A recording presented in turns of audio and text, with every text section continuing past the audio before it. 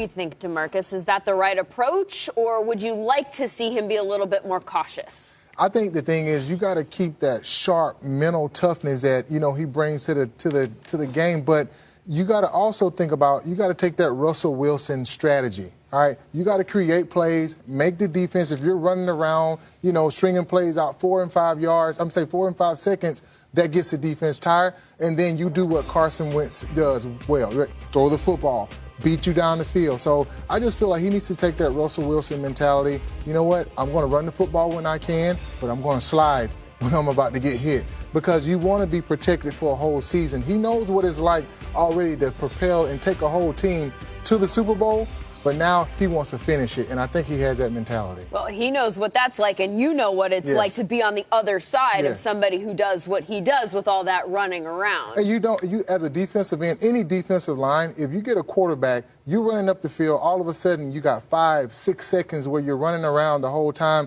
You do not want to rush the passer the next play. And when you have a guy like a Carson Wentz, if he can run around the field like he's doing right now, not getting hit, protecting himself, now he can sit back there in the pocket, now throw the ball down the field, because the rushers like me are like, I'm tired. Yeah. I'm tired of chasing this guy.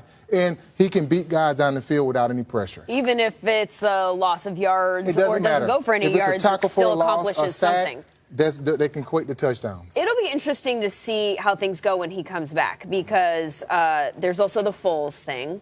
And then the fact that they might not have an OC. Ian Rappaport has reported that they might go without next year. Is that a good call?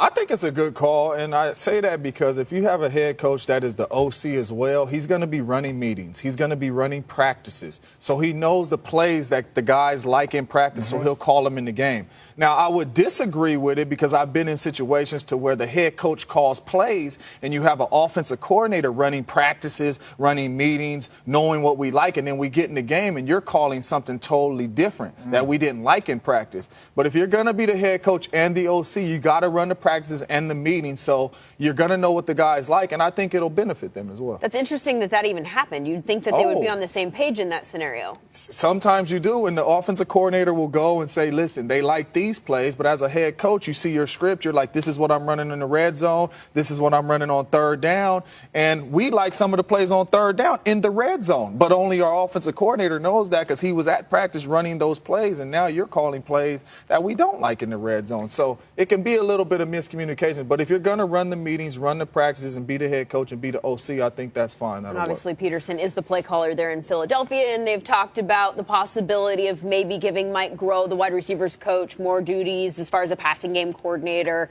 and Deuce Staley, who's the running backs coach, maybe being a run game coordinator, so distributing responsibilities like that.